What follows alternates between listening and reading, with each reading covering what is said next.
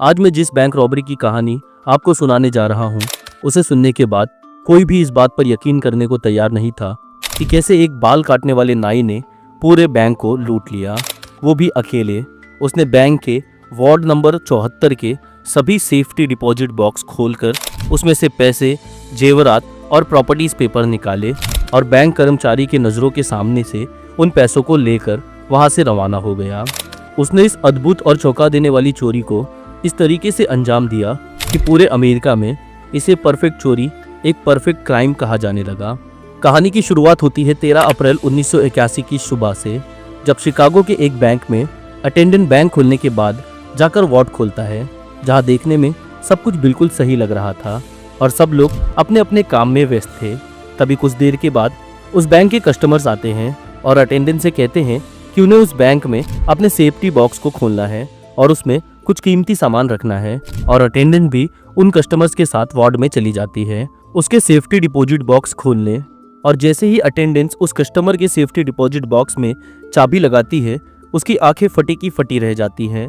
चाबी लगाते ही उसका लॉक टूटकर डिपॉजिट बॉक्स के अंदर ही चला जाता है और डिपॉजिट बॉक्स में से एक होल हो जाता है, जिसे खोलने पर यह पता चलता है कि उसमें से सारे पैसे और सारे कीमती सामान भी गायब है। अटेंडेंस इस बात से घबराकर जोर जोर से चिल्लाने लगती है, जिसकी वजह से बैंक के कर्मचारी और गार्ड्स दौड़कर वार्ड में पहुंच जाते हैं और बाकी सेफ्टी डिपॉजिट बॉक्स को भी खोलकर चेक किया जाता है। और फिर जो उनके सामने आता है उसे देखकर उनके पैरों तले जमीन खिसक जाती है, क्योंकि किसी ने उनके बैंक के 74 सेफ्टी डिपॉजिट बॉक्स को तोड़कर उसमें से सभी कीमती सामान चुरा लिया था। और ये काम इतनी सफाई से और चालाकी से किया गया था कि किसी को भी इस बात की भनक नहीं लगी थी कि उनके बैंक में इतनी बड़ी चोरी हो चुकी है। और सबसे चौंका देने वाला सवाल यह था कि आखिर चोर उस वार्ड के अंदर घुसा कैसे, और कैसे सारे लॉक तोड़ने के बाद भी वो बाहर से देखने में बिल्कुल सही लग रहे थे, जैसे उन्हें छुआ भी ना गया हो। यह कहानी है अमेरिका के शिकागो में एक छोटे से शहर बैरिंगटन की, जहां ये बैंक हुआ करता था, जिसका नाम था फर्स्ट नेशनल बैंक, जो फेडरल बैंक के ही एक ब्रांच का हिस्सा था। उस वक्त बैंक में जो भी वार्ड हुआ करते थे वो टाइम लॉक के हिसाब से होते थे, मतलब बैंक में जाकर एक टाइम को तय करना होता था कि इस समय से लेकर इस समय तक वार्ड बंद रहेगा। और एक बार टाइम लॉक के हिसाब से ये वार्ड बंद हो गया तो फिर इन्हें कोई भी नहीं खोल सकता था, फिर चाहे किसी के पास इसकी चाबी ही क्यों ना हो। इसका मतलब यह था कि बैंक अगर शाम को 5 बजे बंद होता और सुबह 9 बजे खुलता, तो इसके बीच का जो 16 घंटे का समय था उसमें टाइम लॉक के हिसाब से प्रोग्राम किया जाता था कि इस बीच वार्ड को कोई भी नहीं खोल सके, भले ही उसके पास उसकी चाबी भी क्यों ना हो। और इसी तरह वार्ड को सैटरडे को भी टाइम लॉक लगाकर बंद कर दिया जाता था, ताकि संडे की छुट्टी के बाद उसे सीधा मंडे को खोला जाए। और इसीलिए अटेंडेंट 11 अप्रैल 1981 की शाम को, जो कि सैटरडे का दिन था, उसी दिन वार्ड में मंडे तक का टाइम लॉक लगाकर चली जाती है। वार्ड में जो भी सेफ्टी डिपॉजिट बॉक्स थे उन्हें बहुत ही हाई सिक्योरिटी वार्ड में रखा जाता था, क्योंकि लोग उसमें बहुत ही कीमती सामान रखते थे। इसीलिए उसे खोलने के लिए 2 चाबियों की ज़रूरत पड़ती थी। एक चाबी कस्टमर के पास होती थी और दूसरी चाबी अटेंडेंट के पास होती थी। दोनों चाबी एक साथ लगाने पर ही उस डिपॉजिट बॉक्स को खोला जा सकता था। और इसीलिए 13 अप्रैल 1981 को भी वार्ड अटेंडेंट्स और कस्टमर दोनों एक साथ सेफ्टी डिपॉजिट बॉक्स में अपनी अपनी चाबी लगाते हैं, तो उस सेफ्टी डिपॉजिट बॉक्स का सिलेंडर टूटकर उस बॉक्स के अंदर चला जाता है। और जब उन्हें पता चलता है कि सेफ्टी डिपॉजिट बॉक्स के साथ साथ 74 सेफ्टी डिपॉजिट बॉक्स और भी लूट लिए गए हैं, उस चोर ने इन सेफ्टी डिपॉजिट बॉक्स को इतने सफाई से तोड़ा था कि देखने पर लग ही नहीं रहा था कि इन्हें तोड़कर इसमें से सामान चोरी किया गया है। यहाँ तक कि टूटे हुए लॉक्स भी अपनी जगह पर वैसे ही लगे हुए थे, पर जैसे ही उन्हें छुआ जाता वो सेफ्टी बॉक्स के अंदर गिर जाते और ऐसा लग रहा था जैसे चोर ने यह सब कुछ अपनी चोरी छुपाने के लिए किया था और वह यह नहीं चाहता था कि बैंक के लोगों को चोरी के बारे में जल्दी पता चले। तभी बैंक इस पूरी चोरी की जानकारी पुलिस को देती है और पुलिस के साथ साथ FBI भी शामिल हो जाती है, क्योंकि फेडरल बैंक से जुड़ा हुआ मामला था। पुलिस को तहकीकात में ये पता चलता है कि उस चोर ने जो प्रॉपर्टी पेपर चुराए थे उनकी कीमत लगभग $1 मिलियन थी। पर एक सवाल जो पुलिस को लगातार परेशान कर रहा था वो ये था कि आखिरकार ये चोर उस वार्ड के अंदर घुसा कैसे, क्योंकि ना तो उस वार्ड की दीवारों में कोई सुराग था और ना ही कोई जमीन में सुरंग थी। उस वार्ड का दरवाजा भी बाहर से लॉक था, जिस पर कोई भी तोड़ फोड़ का निशान नहीं था। साथ ही साथ पुलिस को वहां पे एक पुराना अलार्म क्लॉक, हथौड़ी जिसका इस्तेमाल लॉक्स को तोड़ने के लिए किया गया था, और एक पेशाब से भरी बोतल भी मिलती है, जिसे शायद पुलिस की परेशानियों को बढ़ाने के लिए रखा गया था। और पुलिस ये सोचने पर मजबूर हो जाती है कि आखिरकार ये माजरा क्या है। पुलिस को मौकाए वारदात पर मिले सबूतों ने भी इतना उलझा दिया था कि सारी कोशिशों के बावजूद भी वो इस केस को सॉल्व नहीं कर पा रही थी, और इसीलिए वहाँ के एक लोकल न्यूज़पेपर ने इस केस को एक परफेक्ट चोरी, एक परफेक्ट क्राइम का नाम दिया था। पर जो सबसे चौंका देने वाला सच सामने आया था वो यह था कि इस परफेक्ट चोरी का अंजाम किसी गिरोह ने नहीं बल्कि सिर्फ एक शख्स ने दिया है, जो कि पेशे से एक नाई है जिसका काम है लोगों के बाल काटना, और उसका नाम था विलियम्स स्मार्टो। विलियम्स जो कि एक पेशावर चोर था और उसने इससे पहले कई सारी बैंक डकैती को अंजाम दिया था, पर यह उसका अब तक का सबसे कामयाब और बड़ा बैंक डकैती था। हालांकि वो एक लेडी सैलून में हेयर ड्रेसर का भी काम करता था, जिससे वो काफ़ी अच्छे पैसे कमा लेता था, मगर उसे चैलेंजिंग और रिस्क लेने का नशा था, और इसीलिए वो सारी बैंक डकैती अकेले ही करता था, जिसमें उसकी मदद उसका भाई करता था जिसका नाम था विंसेंट। वो दोनों उन्हीं बैंक को निशाने पर लेते जो बैंक्स ऐसे एरिया में होते जहां बहुत अमीर लोग रहते थे। इसका साफ मतलब था कि बैंक जितने अमीर इलाके में होंगे वहां पे सेफ डिपॉजिट बॉक्स भी होंगे जिनमें अमीरों का कीमती सामान भी होगा, और इसीलिए वो बैरिंगटन के फर्स्ट नेशनल बैंक को चुनते हैं, क्योंकि वहाँ ऐसे इलाके में था जहाँ पे आसपास बहुत ही ज़्यादा अमीर लोग रहते थे। तभी उन दोनों ने बैंक को लूटने का प्लान बनाया, जो बहुत ही ज़्यादा चौंका देने वाला था। इस चोरी से 10 दिन पहले दोनों फर्स्ट नेशनल बैंक के अंदर जाते हैं और वहाँ पर एक सेफ्टी बॉक्स को रेंट पर लेते हैं, और वो अपना नाम और पता रजिस्टर करवाते हैं, जो कि फर्जी होता है, क्योंकि विलियम्स दिखने में काफ़ी अच्छा था और उसकी बातचीत करने का तरीका भी लोगों को प्रभावित कर देता था। इसीलिए उसने वार्ड अटेंडेंट से भी बातें बातों में दोस्ती कर ली थी। फिर दोनों भाई अक्सर बैंक के चक्कर लगाने लगे। कभी वो बैंक के वार्ड में कुछ जमा करने के बहाने पहुंच जाते, तो कभी बैंक की अटेंडेंट से मिलने के बहाने वो वहां पहुंच जाते। बैंक में बार बार जाने के पीछे उनका सिर्फ एक मकसद था कि वहां के लोग उन्हें पहचानने लगे और सबसे उनकी अच्छी खासी जान पहचान हो जाए, और साथ ही साथ वो वार्ड अटेंडेंस पर भी नज़र रख सके कि वो कितने बजे लंच करने जाती है, क्या क्या काम करती है और कितने बजे बैंक से घर के लिए निकलती है। स्मार्टो और उसका भाई विंसेंट ने बैंक में एक बात और नोट करी, जब भी बैंक खोला जाता तो उसका दरवाज़ा खुला छोड़ दिया जाता, क्योंकि जब भी सेफ्टी बॉक्स में कोई भी कस्टमर अपना कीमती सामान रखने के लिए आता है तो वार्ड अटेंडेंट भी उसके साथ वार्ड के अंदर चली जाती है। दोनों अपनी अपनी चाबी लगाते हैं और सेफ्टी बॉक्स को खोलने के बाद कस्टमर को अकेला छोड़कर वार्ड अटेंडेंट बाहर चली जाती है। ये कस्टमर की प्राइवेसी के लिए किया जाता है, ताकि कस्टमर अकेले में अपना कीमती सामान निकाल सके और रख सके। इसीलिए जब स्मार्टो वार्ड के अंदर जाता है और सेफ्टी डिपॉजिट बॉक्स खोलता है तो वहाँ उसके सिवा और कोई नहीं होता। तभी वो दूसरे सेफ्टी डिपॉजिट बॉक्स के लॉक्स को भी चेक करता है और इन्हें कैसे तोड़ा जाए और इन्हें तोड़ने के लिए क्या क्या औजार लगेंगे। इन्हीं सब के बीच स्मार्टो को बैंक की एक सबसे बड़ी कमी पता चलती है, और वो कमी ये थी कि वॉल्ट में एंट्री करते वक्त कस्टमर्स की आईडी चेक होती थी, लेकिन जब वो वॉल्ट से निकलकर बैंक से बाहर जाते थे तो उनकी कोई भी आईडी चेक नहीं होती थी। अब इस क्राइम को करने के लिए सबसे ज़रूरी काम स्मार्टो को करना था, और वो यह था कि कैसे वो अपने औजारों को बैंक वार्ड के अंदर ले जाया जाए और उसे छुपाया जाए। और उसके लिए वो चुनता है अपने सेफ्टी डिपॉजिट बॉक्स को, और अगले ही दिन कुछ औजार अपने बैग में भर के वो बैंक पहुंच जाता है, जहां अटेंडेंस उसके सेफ्टी डिपॉजिट बॉक्स को खोलकर वार्ड के बाहर चली जाती है, और तभी अकेले में वो अपने औजार सेफ्टी बॉक्स में रख देता है, और वो एक एक करके सभी औजारों को सेफ्टी बॉक्स में जमा कर रहा था ताकि किसी को उस पर शक भी ना हो।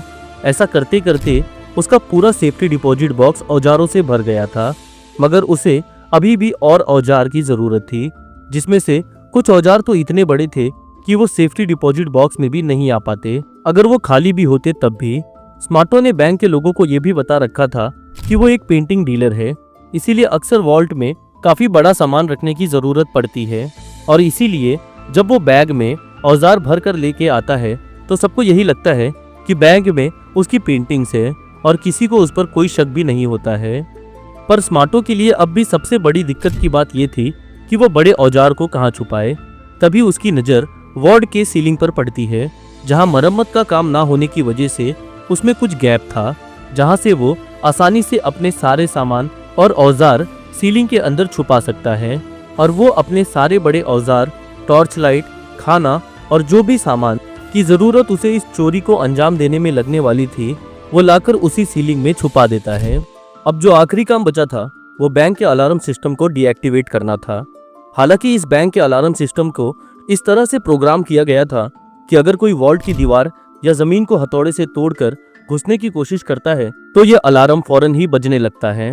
हालांकि स्मार्टो के जो चोरी का प्लान था उसमें ना ही कोई दीवार को तोड़ने की जरूरत थी और ना ही कोई जमीन को खोदने की, लेकिन फिर भी उसे ये डर था कि अगर सेफ डिपॉजिट बॉक्स को तोड़ने में अलार्म बजने लगा तो वो पकड़ा जा सकता है। इसीलिए इससे बचने के लिए उसने अलार्म के साउंड को खराब करने की कोशिश की, जो वो बहुत ही आसानी से कर देता है। पर स्मार्टो बहुत ही चालाक था और वो ये बात अच्छी तरीके से जानता था कि इसमें सिर्फ एक अलार्म नहीं है जिसे वो खराब करके ये चोरी को अंजाम दे सकता है। उसे बैंक के दूसरे छुपे हुए अलार्म सिस्टम को भी ढूंढना होगा, क्योंकि उसे उनसे भी खतरा था। छुपे हुए अलार्म सिस्टम को ढूंढने के लिए उसने एक ऐसा तरीका निकाला जिसे सुनने के बाद आप हैरान रह जाएंगे। स्मार्टो बैंक में एक अलार्म क्लॉक लेकर जाता है और उसमें रात के 3 बजे का अलार्म सेट करता है। उस वॉल्ट की सीलिंग में उसे वो छुपा देता है और जैसे ही रात के 3 बजते हैं अलार्म बजने लग जाता है। बैंक के सारे छुपे हुए अलार्म सिस्टम भी एक्टिवेट हो जाते हैं और पुलिस भी फौरन बैंक पहुंच जाती है। ये सब कुछ स्मार्टो बैंक के बाहर छुप कर देख रहा था और उसे ये बात कंफर्म हो जाती है कि बैंक में और भी छुपे हुए अलार्म है। तभी पुलिस वहां से वापस चली जाती है क्योंकि उन्हें वहां कुछ नहीं मिलता है। 2 दिन बाद स्मार्टो बैंक के बचे हुए अलार्म सिस्टम को डीएक्टिवेट कर देता है। इसे कंफर्म करने के लिए वो दोबारा रात के 3 बजे का अलार्म लगाकर सीलिंग में अलार्म क्लॉक रख देता है और जब रात के 3 बजे अलार्म बजता है और पुलिस नहीं आती है तब स्मार्टो समझ जाता है कि उसने सारे अलार्म सिस्टम को डीएक्टिवेट कर दिया है। अब स्मार्टो के सामने सबसे मुश्किल सवाल था और वो सवाल ये था कि वो चोरी के लिए वॉल्ट में घुसेगा कैसे। जो तरीका उसने अपनाया वो काफ़ी अनोखा था। 11 अप्रैल 1981 की सुबह स्मार्टो बैंक पहुंचता है और अपने सेफ डिपॉजिट बॉक्स में सामान रखने की बात वॉल्ट अटेंडेंट से करता है। वॉल्ट अटेंडेंट उसका बॉक्स खुलवा कर वहाँ से चली जाती है। जैसे कि पहले बताया गया था, वॉल्ट के अंदर जाने वालों की तो एंट्री होती है पर वॉल्ट के बाहर जाने वालों की कोई एंट्री नहीं होती थी। और वॉल्ट अटेंडेंट का ध्यान स्मार्टो की तरफ नहीं जाता है कि वो वॉल्ट के बाहर आया ही नहीं। जब उसे वॉल्ट के अंदर कोई नहीं दिखाई देता है तो वो वॉल्ट को बंद कर देती है, ये सोचकर कि स्मार्टो शायद वहां से चला गया होगा। इसके बाद जो होता है उसने लोगों को हैरान कर दिया। स्मार्टो ने बैंक को इसीलिए चुना था क्योंकि वॉल्ट में सेफ डिपॉजिट बॉक्स की जो अलमारियां थी वो कुछ इस तरीके से रखी गई थी कि जहां वो खत्म हो रही थी वहां एक खाली जगह बन जाती थी और एक अलमारी दूसरी अलमारी को कुछ इस तरीके से ढक रही थी कि किसी का ध्यान वहां नहीं जाता था। इसका फायदा उठाकर स्मार्टो अलमारी के ऊपर चढ़ जाता है और उस खाली जगह में छुप जाता है और इस तरह पूरा दिन गुजर जाता है।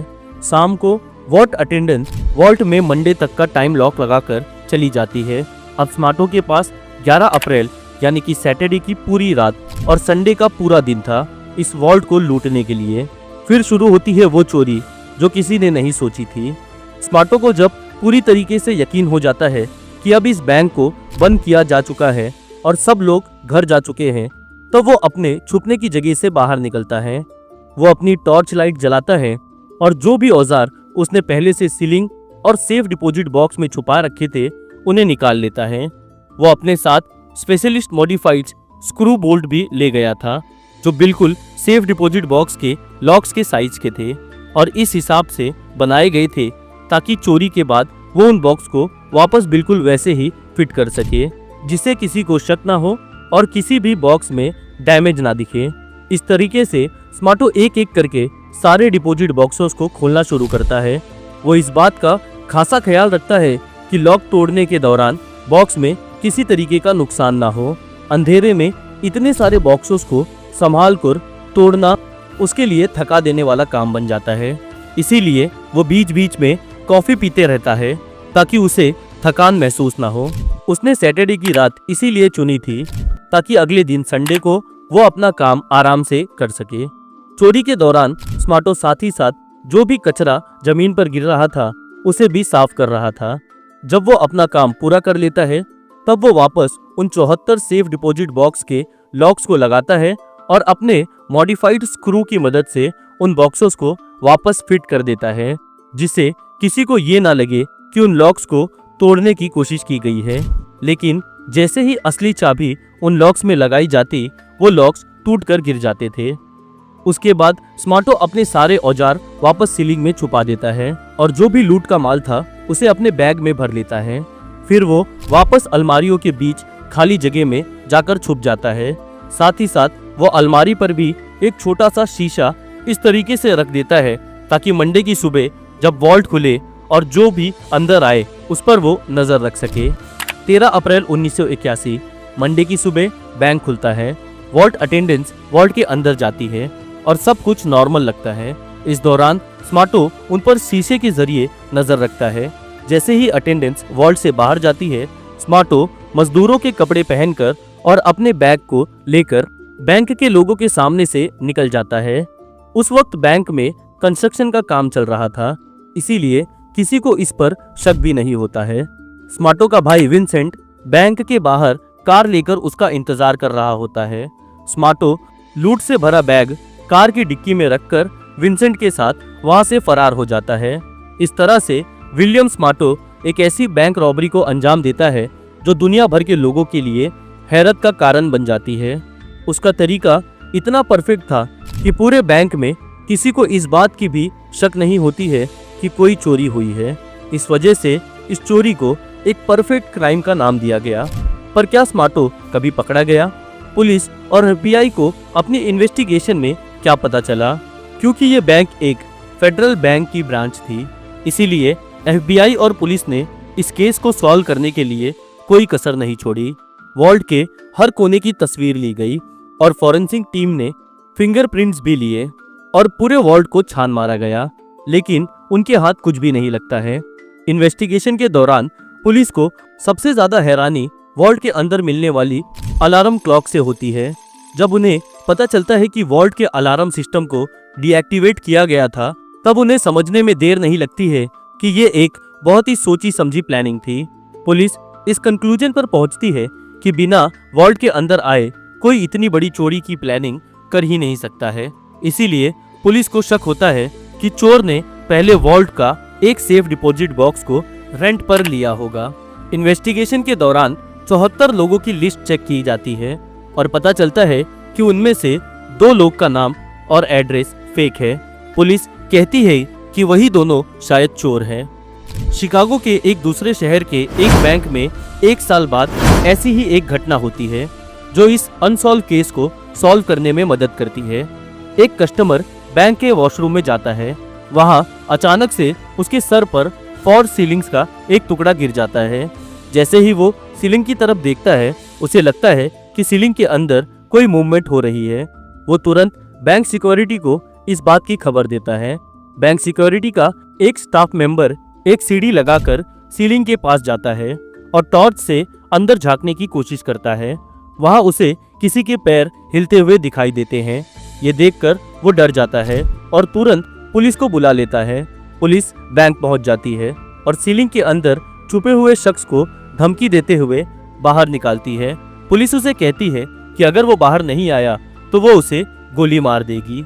सीलिंग के अंदर छुपा हुआ शख्स के पास अब कोई रास्ता नहीं था और वो शख्स कोई और नहीं बल्कि विलियम स्मार्टो होता है। स्मार्टो को जब बाहर निकाला जाता है और उससे सवाल किया जाता है तो उनके जवाब जब स्मार्टो देता है तब सब हैरान हो जाते हैं। स्मार्टो बताता है कि इस बैंक के वॉल्ट की सीलिंग में उसने अपने सभी औजार को छुपा रखा है। पुलिस सीलिंग के अंदर से उसके औजार निकाल लेती है। फॉरेंसिक इन्वेस्टिगेशन के बाद पता चलता है कि ये वही औजार है जो बैरिंगटन के फर्स्ट नेशनल बैंक की चोरी में इस्तेमाल हुए थे। इसके बाद स्मार्टो के भाई विंसेंट को भी गिरफ्तार कर लिया जाता है। पुलिस दोनों को फर्स्ट नेशनल बैंक में लेकर जाती है, जहां उनसे पूछताछ होती है। इन्वेस्टिगेशन के दौरान ये कंफर्म हो जाता है कि यही दोनों फर्स्ट नेशनल बैंक के 74 सेफ डिपॉजिट बॉक्सेस को लूटने के जिम्मेदार हैं। स्मार्टो से पूछताछ के दौरान ये बात भी सामने आती है कि उसने और भी कई बैंकों को लूटा है। लूटी गई टोटल रकम लगभग $2 मिलियन के आसपास थी। पुलिस स्मार्टो से पूछती है कि जब उसे पहले ही इतनी बड़ी रकम लूट ली थी तो फिर बार बार चोरी वो क्यों कर रहा था। स्मार्टो जवाब देता है कि उसे रिस्क और चैलेंजेस का नशा था, इस वजह से उसने अपनी चोरियों को अकेले ही अंजाम दिया था। ट्रायल के दौरान कोर्ट स्मार्टो और उसके भाई विंसेंट को फर्स्ट नेशनल बैंक की चोरी के लिए 20 साल की सजा सुनाती है, लेकिन जेल में स्मार्टो से एक डील की जाती है। अगर वो लूटे हुए माल वापस कर देता है तो उसकी सजा कम कर दी जाएगी। स्मार्टो लूट का माल छुपाने की लोकेशन बता देता है। वो माल एक तालाब के पानी के नीचे छुपा कर रखा हुआ था। जब लूट का माल तालाब से निकल जाता है और कोर्ट में लाया जाता है तो सब देखकर हैरान हो जाते हैं। लूट का माल गीला हो चुका था और उसमें से बहुत बुरी स्मेल आ रही थी, लेकिन उस माल में ज्यादातर चीजें फर्स्ट नेशनल बैंक की चोरी वाले माल के साथ मैच हो जाती है। इस वजह से स्मार्टो की सजा 20 साल से घटाकर 8 साल की हो जाती है। स्मार्टो जेल में अपनी चोरी के तरीके के बारे में सबको बता देता है, कैसे उसने फॉल्स सीलिंग्स और लॉकर्स के बीच की खाली जगह का यूज करके एक परफेक्ट क्राइम को अंजाम दिया। इस चोरी के बाद अमेरिका ने अपने बैंक्स की सिक्योरिटी को बढ़ा दिया था। फॉल्स सीलिंग्स को बैंक्स में बनाने पर रोक लगा दी गई और लॉकर्स के आसपास सारी खाली जगह को भर दी गई या सील कर दी गई। इस तरीके से एक अनसॉल्व मिस्ट्री सॉल्व हो जाती है, लेकिन विलियम स्मार्टो का डेयरिंग तरीका लोगों के लिए एक मिसाल बन जाता है। आपको ये कहानी कैसी लगी हमें कमेंट्स में ज़रूर बताएं। चैनल को लाइक और सब्सक्राइब करना ना भूलें।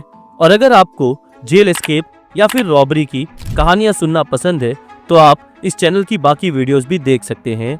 और साथ ही साथ कैसे स्क्विड गेम्स एक फिक्शनल नहीं बल्कि रियल स्टोरी है, इसके ऊपर भी मैंने वीडियो बनाया है, आप वो वीडियो भी देख सकते हैं। मैं आपसे वहीं मिलूंगा।